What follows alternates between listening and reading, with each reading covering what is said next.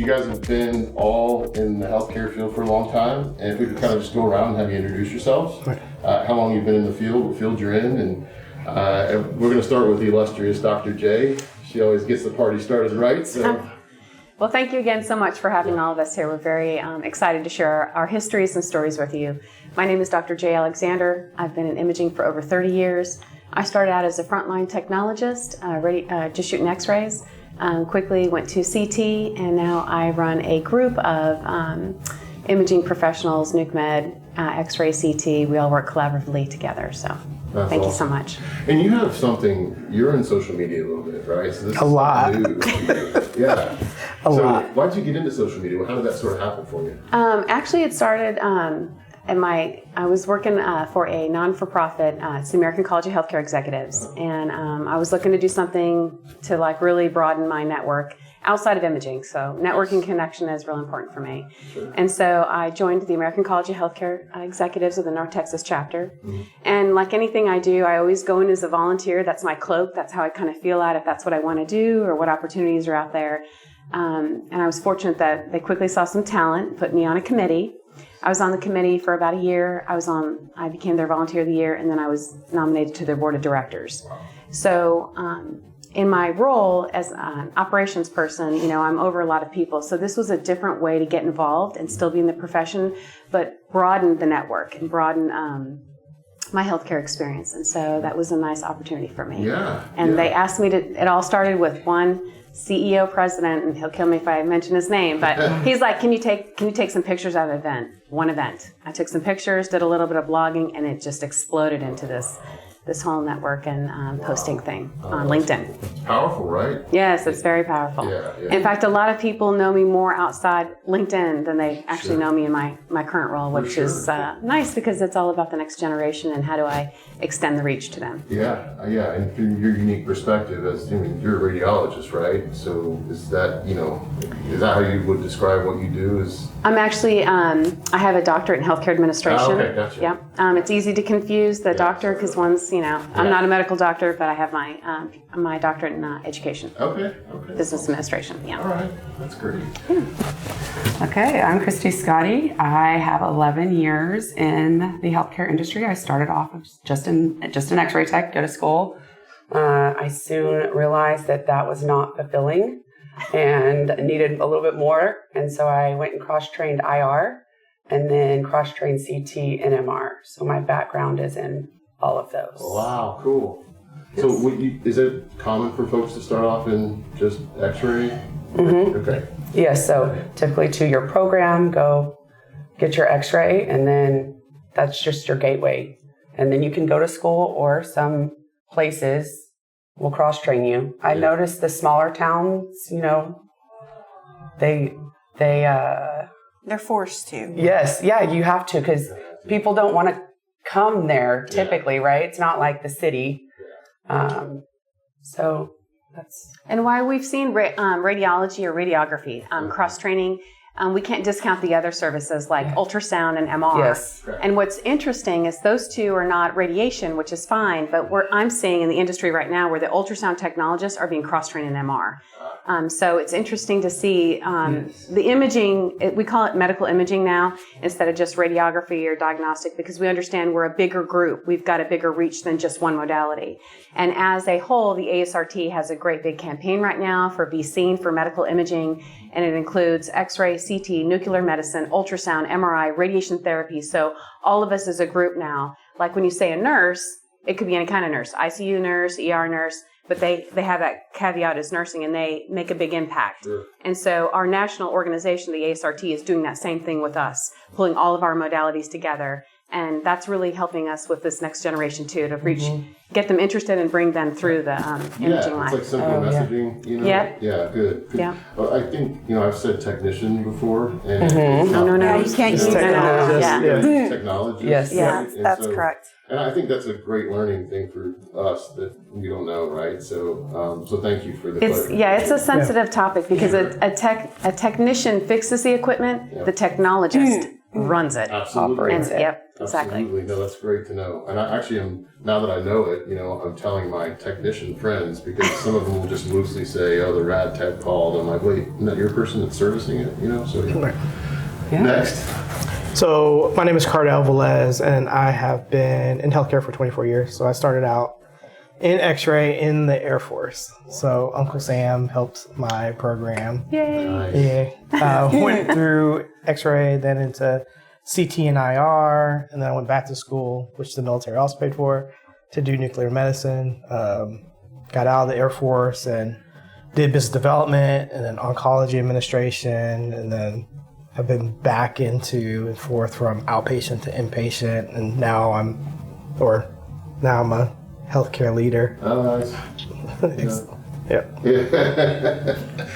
Yeah, so how does your military career help you in what you do right now? Oh, it was everything to what I do right now. So I did the schooling in the Air Force, had my registry while I was in the Air Force, finished a couple associates in my bachelor's degree while I was still in. So the military, while I was in, had 100% tuition assistance. So I got to go to school at night and on the weekends for free, which was awesome. And then Amazing. Yeah. when I got out and wanted to pursue my graduate degree, I had my GI Bill, which I used to help pay for that. So it's been just a huge, huge help for me. Sure, that's great. That's great to hear.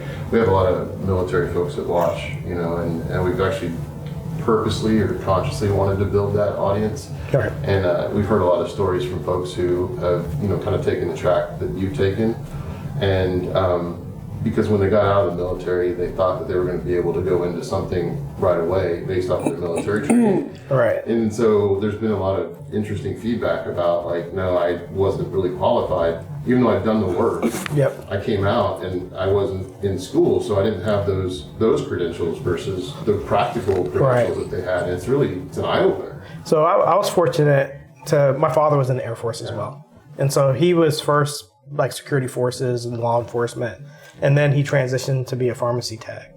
And so in the Air Force, he was a pharmacy tech for a little while, but of course you move up in leadership. And so he's like a superintendent equivalent of a hospital system when he got out of the military. Nice. He only had finished his associate's degree when he got out. So he had all this experience, which the military would tell you, hey, they're going to want your leadership, they're going to want your experience, they're going to hire you.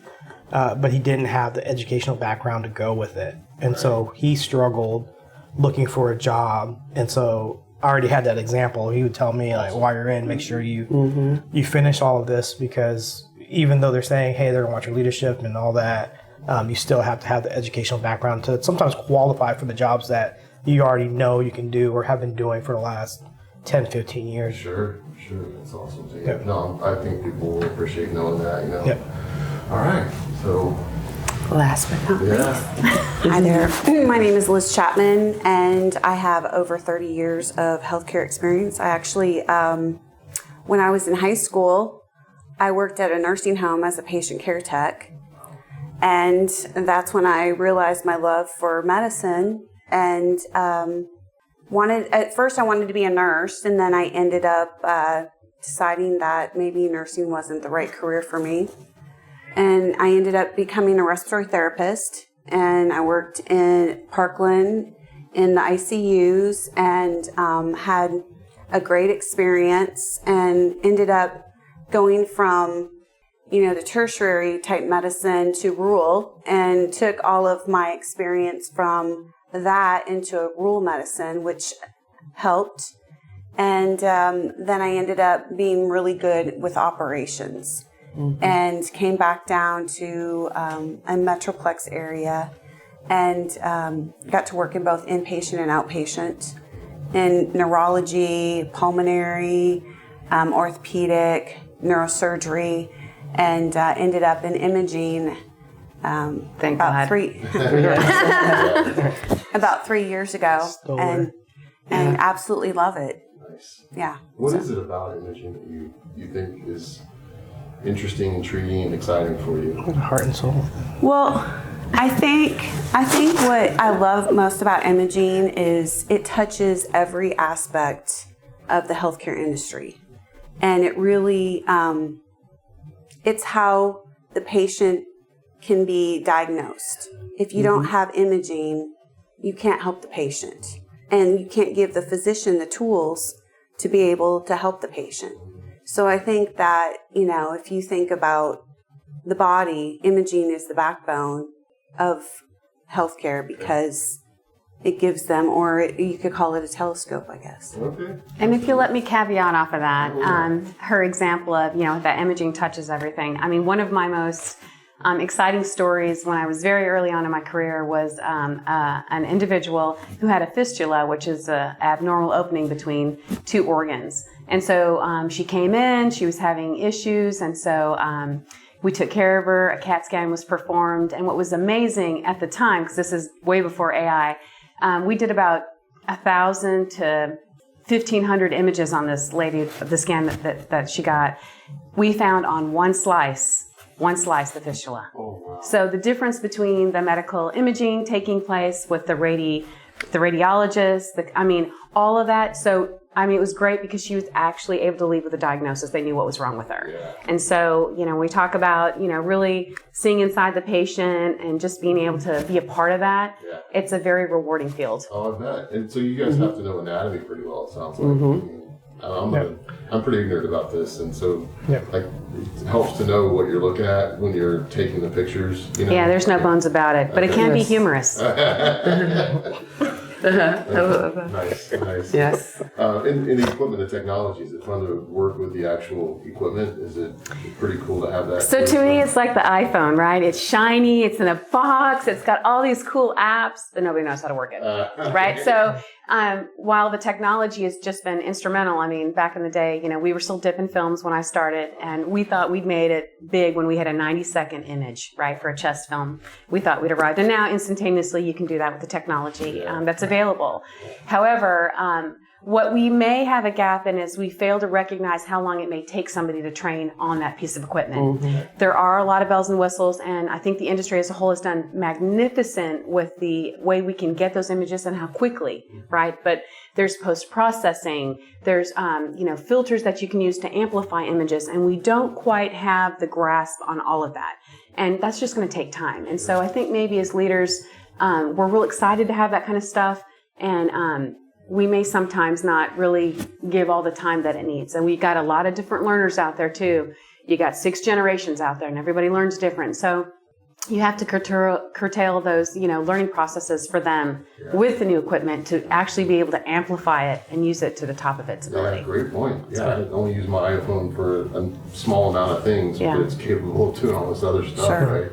Yeah, that's cool. And that's the thing that maybe people from the general public might not realize is that you're also kind of working with patients while you're working with technology, and it seems to be a pretty unique mix versus what other healthcare workers are experiencing. So you got both sides of that. But you can phone a friend.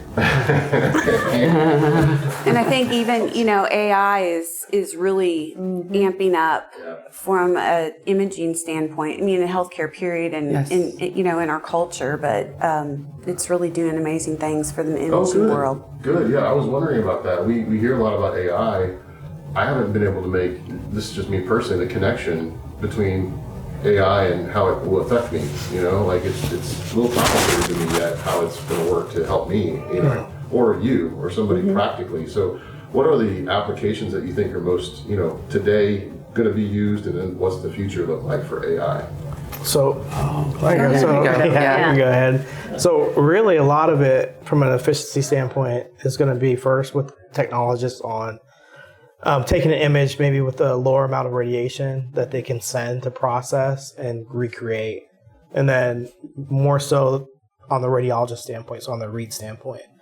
As AI is getting more sophisticated, you can start seeing images coming from the ED that are going through an AI algorithm that are identifying any critical findings and flagging it. So it can flag it and move it to the top of the list for the radiologist to read, which will help save time and help save patients. And so that's really where it's huge. And then also, as they're reading, it's also helping them identify, and it's recognizing speech patterns. So if I'm a radiologist and I read a certain way, as you're reading, it's learning, and it's learning how you read, and so it's preloading some of those that dictation into your report as you're reading it. So there's just a lot of really great great tools. And, Watson is being fed a ton of images right now and a ton of interpretations so that it's able to start to realize the nuances between what the radiologist is seeing and what AI gets thrown around. AI really, deep learning is really, right now our AI is more so like helping, like is doing ROI. So it's taking pictures, doing circles around the image and saying, hey, this is an area of interest. Okay. When we talk about deep learning, that's when we're starting to talk about, okay, it's reading these images and it's actually interpreting and it's learning from the images that are going through. Okay. So it's like algorithmic, now moving to learning as well. Okay, that's cool. And they're using it more in MRI too to speed up MRI sequences. And it builds the algorithm. Yeah. And then you're able to acquire at a higher speed. Right. Yeah. So you're welcoming of this, it sounds like. It's a tool that you're looking forward to. Okay, yeah. There's no choice. Right. It's here. There is when you talk it's already here.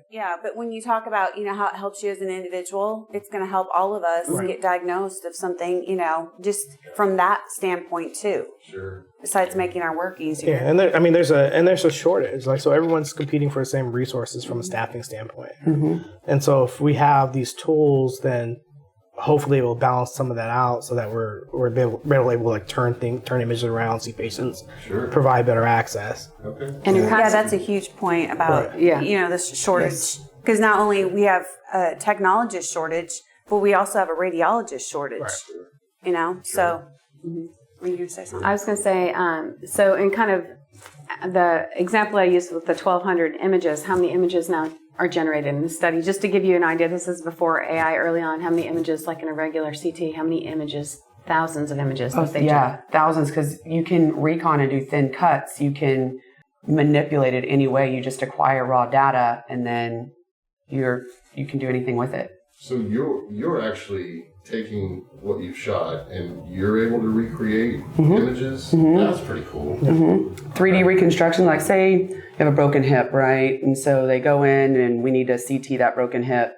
You can use bone algorithms and then reconstruct a model of a 3D image of that hip. So when they go into surgery, they know exactly what's going on in a 3D form instead of just a 2D form. Oh, that's so cool. And so back in the day, way early on, when this equipment was just being used, we had a gunshot victim. And this is when the 3D stuff was brand new. They were actually able to regenerate his face and then build this the prosthesis that would now fix. He got shot in the face, his mandible and face. So now I think they can probably they can do a 3D, like maybe even plastic piece and they're doing a lot of 3D printing now. Yeah, exactly. Now they're even doing 3D printing just to show, like they're using the images, the DICOM images from imaging, just to show the patient, hey, this is what we're going to be doing. So we're going to enter here, and this is where, and so it's a learning tool, or just like she's saying, it's actually going into the patient. So, there's a lot of that happening. Oh, man. It's a customized approach to be able to give the patient reassurance that when they go through all this and they come out the other end, they'll have a better product. And the physicians are getting together using these models they're all in the room looking at the best approach. So they're able to kind of get hands-on before they actually go and do operation or do surgery with these 3D reconstructions and say, hey, this is going to be the better approach based on this specific patient's anatomy. So that's unique. I mean, that is a unique thing for healthcare. So if I'm a Gen Zer, right, like that's a pretty cool draw for your industry, isn't it? The technology piece. We hope. Well, part of it's just getting the message out there. I mean, we're doing this panel to let people know what's out there. So, how do we reach them? We share stories about what it's really being used at and what are the possibilities in the future. They're the most tech-savvy group coming out. So we need everything that they have with the history of what we have to bring, to bring individual care to an individual patient at his speed and his way so that we can get them, better. What do you say that draws younger people into your field? Are there things that they're scared of that you have to overcome, fears or preconceived notions about the industry, or how do you sort of attack the recruiting aspect for younger folks? I think, from my standpoint is they don't know what's available, and so our biggest challenge is letting them know. Most people think it's either a physician or a nurse in healthcare, right? They don't consider the fact that there's all this other allied health. There's, the imaging, respiratory, PT, OT, all of that. Yeah. So if you can we go to the schools, but even now we're going to high schools to kind of let those folks know that, this is out there. And then I think from imaging, the step that we have above the rest of the allied health is that we have all the technology. So they're going to be drawn more to us than they would to, direct patient care at the bedside. Yeah, completely agree. I think also, like she was saying, a lot of the students and newer generation or younger generation that we're getting did at some point look at nursing or something. Sure. And somehow stumbled upon. So the awareness is not completely out. After all these years, awareness is still not completely out about the imaging career field. But once they find it, it's just in like a sweet spot where you're doing patient care, but it's not too much patient care sometimes. Because sometimes people don't want to be that close and personal with the patient. So they can take care of a patient but not day in and day out and get really personal. The other part that they realize is from a livable wage standpoint, right? So technologists are making a really great wage or a livable wage or whatever you want to call it. And so once they realize, hey, I can go to school for 2 to 4 years or less, sometimes in a certificate program, graduate and have a career, not just a job, but have a career that I can utilize for the rest of my life. And so once they find that, then they'll tell their friends and they'll tell other people, and it gets out there, and that's a lot of recruiting. And That's a big point to that, because I had no idea about even imaging until I was imaged. And then a lot of people that I asked them, how did they get into a field? And it's either they had something done, their parents or grandparents had cancer or had kidney disease, liver disease, and so they took them to appointments and then realized that imaging was a part of that. Even personally, I didn't even know about imaging until I had to go have some chest x-rays and CTs done. And it's like I did an undergrad in business and then went back to school to do this because I didn't even know it existed. So I think, to their point, we need to get the awareness out there.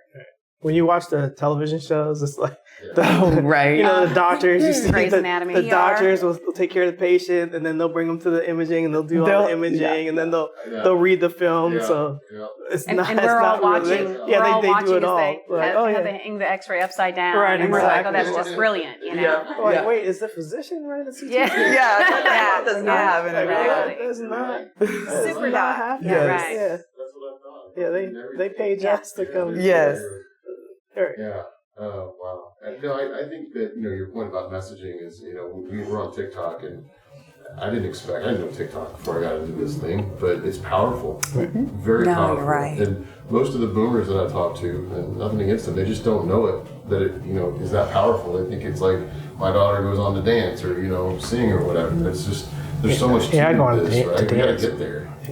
Yeah. Cardell likes to I just dance. dance on TikTok. Yeah. Follow me on. That might actually. That's funny. No, I don't think so. No, he's kidding. if I could do a dance right now, Here, we'll move this out of the way. Right. you'll a nice see your pad. subscribbers start to dwindle down. Like, Dwindle. what happened? The rates are going down. What happened the other day? I lost. You're willing to we're down sacrifice for the 1,000 greater followers good. for some reason. Right. Right. It would But I do completely think change as a the profession, show. again, and I'm going to bring it up, the ASRT has that Be Seen campaign. So that's their call to action across, and I'm seeing a lot more of that on LinkedIn. So I'm not on any other social media because LinkedIn is my jam, and it's business oriented, and that's where my focus is. And the reach that I do for them is when we go talk to the colleges, we present and we talk about imaging, but I also talk about their resume and how networking happens and that they need a profile picture. And I try to give them those tools because they are interested in TikTok and all that. But the recruiters are not looking on TikTok, right? And so you have to kind of, and it's fun and that's great. And I think that that's wonderful. But every social media has an audience. And I don't think that they're aware of the audience. I mean, if you think about where they're coming from, they've been in front of technology all day long. And the boomers, I mean, they have a limit to technology. So you're trying to kind of reach every generation in the best way that you can. And we won't hit it. You can't use an all approach for everything. No. So Every time I take a picture, I send it to Dr. J. She's like my chat GPT. Yeah, can you edit Puts this for me? together Nice. Yeah. and edits it, and then it's like a. because we're telling a story, and it's interesting because I'm known for imaging because of LinkedIn. Yeah. And it all started just. I got one of my jobs off of LinkedIn. Nice. Like they just reached out to me on LinkedIn. That's awesome. So it is a powerful tool. It is It's a powerful tool. LinkedIn's amazing. Right. It really is. I have not got a job from TikTok yet. Okay. So you're working on it. I'm working on it. It's all The dance. about I'm working on Yeah. my dance. This isn't work yet. I heard that. your dance It's recitals gonna- next it's week. gonna So happen. you Yeah. should Right. be good. Yes. Maybe you should get with It's his coming. daughter. His daughter's on there. Right. Maybe she can teach you some tips. Yeah, Subscribe you to her channel. Throw this on TikTok and just at me or whatever. Yeah. Hashtag. You Hashtag bring up my Cardell. daughter. That's Cardell. one of the things. I mean, she's a Gen Zer, and Right. we're trying to get her out there talking to folks about, but just from her voice, it's a different, angle. at it. Absolutely. And you mentioned something I thought was really interesting. Journalist. That exactly. Have her be a LinkedIn journalist. That's exactly, and we've talked about that, and she's starting to, get into it more. But I also liked what you said. There's, we have some immigrants who are, we want to First gens. right? Yep. Yeah, first gens. Yep, You yep. wanted that great story about the differences between the different generations of immigrants that are here. So you mind kind of giving a little spiel on that while we're Sure. Okay. So his daughter is a target for the next generation. She's the youngest generation that we're reaching to, and we see that we have a plethora of cultures in the healthcare world. And so, how do we reach them? So, I'm sure coming to the United States is a big change for them. And so, telling their stories kind of disarms them. It allows you to know that they're human and that they're here and that they've got a story. It also helps us because when we hear the stories, we're like, okay. Now, when I approach this person, I might want to take this way or that way to make them feel comfortable, because we want them to feel, expected and accepted, right? And so how do we do that? There's lots of different ways that you can do that. So their personal story helps them get out of being so vulnerable because they kind of got their story out there, helps us understand how to approach them.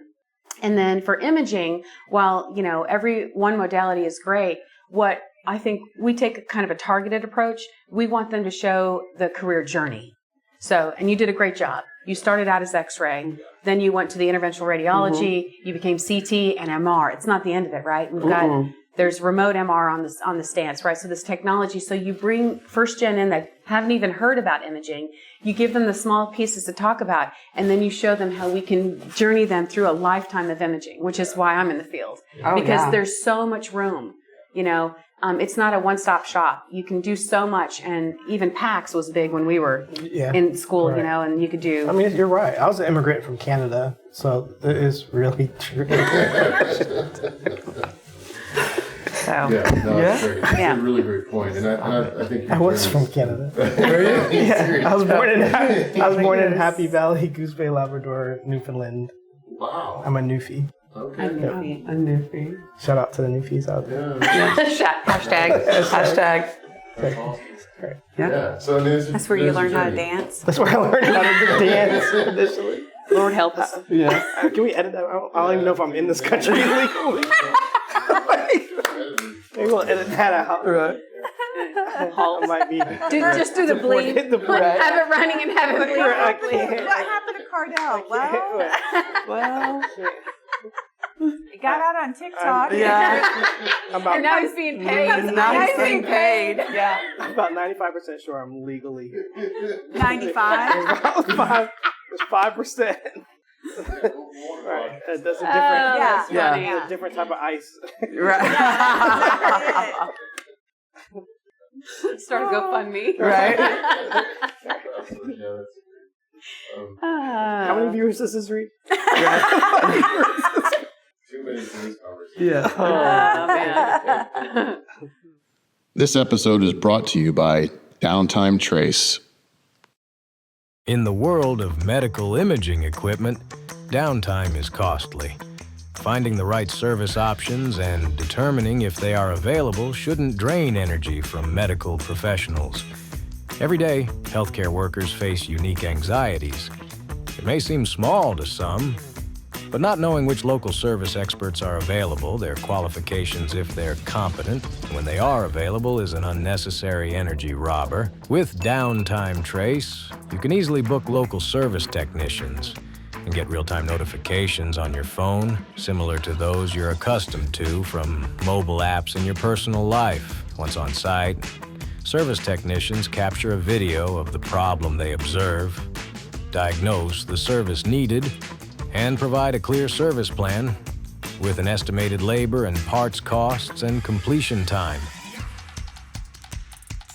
Familiar technology matched with decades of experience, track parts and service progress, and get the right updates when it makes the most sense. Once the service is completed, view comprehensive service data and rate their performance.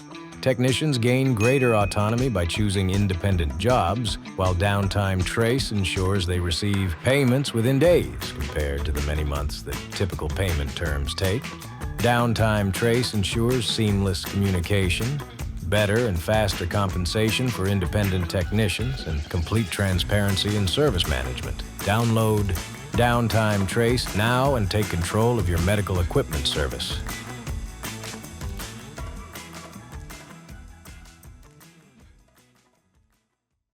Okay, so the path that you took was, I think, really interesting because it's like, and I'm curious, actually, a lot of the viewers are curious about why people choose to take certain career paths and then what it takes to, sort of be ready for that, education, all that. We have, like, past stories watched. Right. Like, they keep getting watched. I keep curious, like, why would you watch that one? We got all these new ones, and it's because they're telling a story about how they came to be.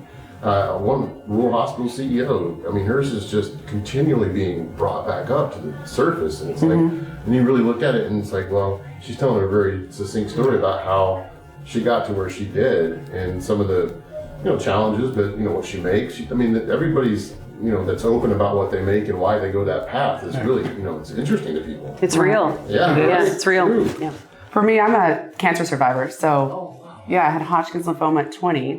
So I was in college just doing my undergrad in business, and that's actually what brought me to the field. Was I was a patient, and then again thought about doing nursing, and I was like, oh, I don't know if I want to spend 12 hours, but I do love the patient care aspect and the imaging, the technology. And then once I went online, started researching, after you just got that X-ray, the avenues that you could go. And then if you have the will and the drive to go there, your leaders will see that, and then you take that path. Sure. And then in leading and being in an operations supervisor role, you have the knowledge base for workflows, because you've touched down in those spaces. Sure. I think that's also one thing about imaging leadership that people may not understand, especially as they're coming up in leadership. So a lot of times as you're coming up in leadership, people are looking for experience within the area that you're leading. Within imaging services, we have ultrasound, which is a completely different school. We have new med, which is a completely different school. MRI, which now is a different school. X-ray, echo, radiation therapy. All these are different schools, different modalities. And so as an imaging leader, you may be leading these and have no knowledge or no education within what you're leading. And so when they say, oh, well, you don't have experience leading kind of outside of your area, you're kind of like, I do that every day within imaging because I didn't go to ultrasound school. Right. Yeah. So I am relying on the experts within ultrasound and just making leadership decisions and helping them lead or deliver patient care without having that knowledge. So I think it also kind of broadens you to be able to tell a story from a leadership standpoint, like, hey, I can lead other areas outside of my main kind of focus or area that I came up in. Yeah, great point. Great advantage. Is there a financial advantage from going up? There is. Yeah, I mean, people, it's never enough. I don't think. So that's what you hear a lot. It's never perceived as enough. Yeah, it's never perceived as enough. Yeah. But absolutely. So I was able to come up in imaging leadership relatively early in my career, and just by way of kind of right place, right time type situation. Someone got in trouble and I got promoted, and that was in the military, and I loved it. But so it was nice to be able to, lead my peers because it was very much more rewarding and it's more dynamic, I would say. So for me, coming in clinically, doing an exam, after a while, you get really good at it. So you get good at X-ray or CT, whatever modality. Every day I come in to work as a leader, it's something different. It's something new. you wake up optimistic that you're gonna like crush it, and then you go to bed and you're like, I don't know how I did today, you know. And so it's just because so much gets thrown at you, and you have to really be thinking on your toes, and like so you still are attached to patient care, so that core mission is still there. But then also you're developing people and you're learning from them. Like we're saying, the new generations coming in, incredibly technology savvy, and so we might be doing something like, why are you doing that? Why are you spending so much time doing that? It's like, dink. It's like everything's done. You're like, what did you just do? Yeah. So it really is very dynamic. And I find it more dynamic in the leadership realm than clinically. Okay. Yeah. It's more challenging. It is a lot more challenge. challenging. Yeah, because every day's different. Right. Every challenge is different. Yeah. Right. Yeah. They want to come in. Yeah. I think so. So yeah, I think along those lines, when we're thinking about, operationally, what you're facing, what are some of the things that might get in the way of what you want to do on a day-to-day basis? What are the challenges that might pop up for you? It's for me. So within imaging or within leadership, there's always a financial aspect to everything that we do, right? So hospitals care for patients, but they also are a business and have to generate revenue. Imaging generates revenue, a lot of revenue for the hospital, but also is a huge expense because that equipment is not cheap. And so you have a limited amount of budget to plan for replacement, plan for new equipment, try to hire techs, stay competitive in the market.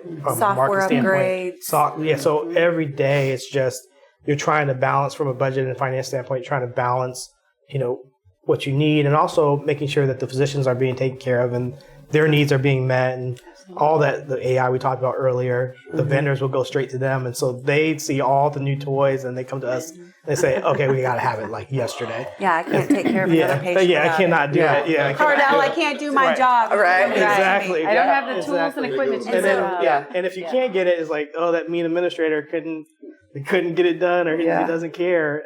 So you're really having to make sure you're using your influence and you're negotiating with people and you're being patient and you're listening and showing compassion and empathy, and but also being very transparent and direct about, hey, it might not be this year, it might be next year, and these are the reasons why. But it's a challenge to balance all that, because then you're also balancing your access, you're balancing quality, you're balancing costs. So all those things they don't always sync up. Yeah. You said something that when you go to bed at night, it's still with you. Yes. I'm an entrepreneur, and it definitely sticks with me. Right. But it's nice to hear the ownership that you feel towards your job, and I don't think any of us go to bed sleep soundly every night. A lot of the time, because you're running a crew, and you're not just running a crew, you're running them and their families. Well, and a 24-hour crew. Exactly. 365. Yep. People that are sick don't take vacation and holidays. And I think people that aren't in healthcare don't understand that we have to make sure that 24/7, 365, everything is taken care of. Everything's lined up. Right. I just recently, it was right before a holiday, and our IT department was going to leave at 5 o'clock, and at 4:45, one of the software on my CT machine went down, and they told my biomed guy that they were going to leave. And I was like, no, you can't leave.